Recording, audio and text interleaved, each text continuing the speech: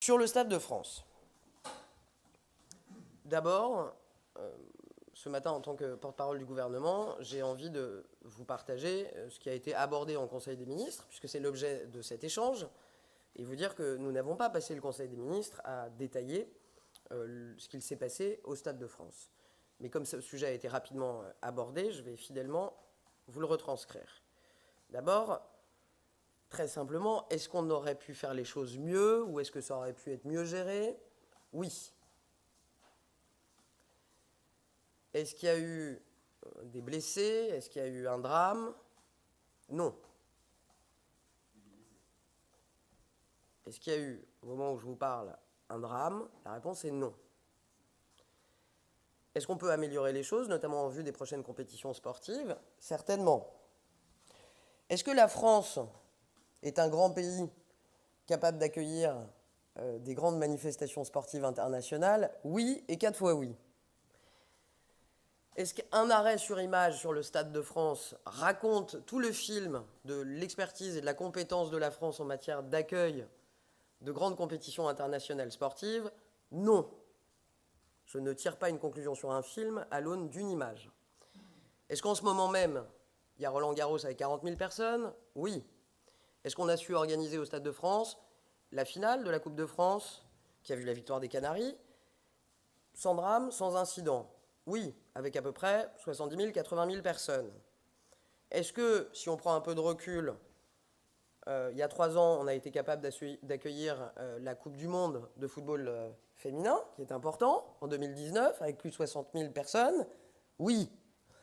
Donc, je vais vous éviter le ni oui ni non, mais ce que je veux dire, c'est que ce qui a été partagé ce matin, c'est qu'il faut garder un peu de sang-froid, même si les choses sont à améliorer.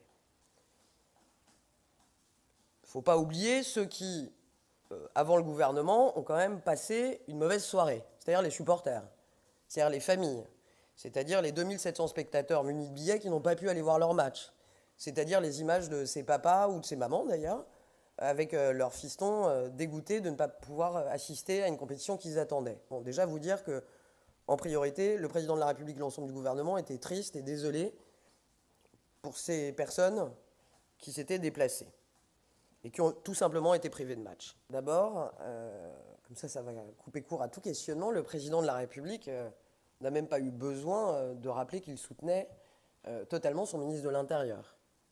Gérald Darmanin était à nos côtés, comme chaque mercredi. Gérald Darmanin est un ministre de l'Intérieur qui a toute la confiance du président de la République. Deuxièmement, ce sujet, quand je vous dis qu'il a été abordé de façon assez rapide, c'est que dans le cadre du compte-rendu du Conseil des ministres, j'évite de mettre trop de lumière sur un sujet qui n'a été abordé que rapidement. J'essaye d'être aussi fidèle que possible au contenu du Conseil des ministres, sinon l'exercice n'a pas d'intérêt.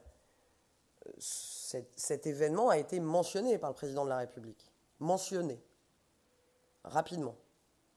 Et il a été mentionné exactement dans l'esprit de la réponse que je viens de faire à votre collègue juste avant.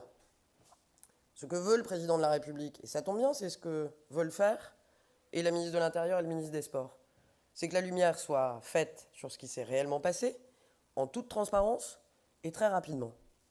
C'est bien pour ça que dès lundi, une conférence de presse a été organisée. Dès lundi soir, le ministre de l'Intérieur s'est présenté devant les Français au journal télévisé. Et dès 17h aujourd'hui, au Sénat, dans le cadre de cette audition publique, accessible à tous, ils continueront à répondre pour étayer les faits. Donc le président l'a mentionné, il attend de son gouvernement la transparence, la lumière sur les faits, des pistes pour que ça ne se reproduise plus et de la réactivité.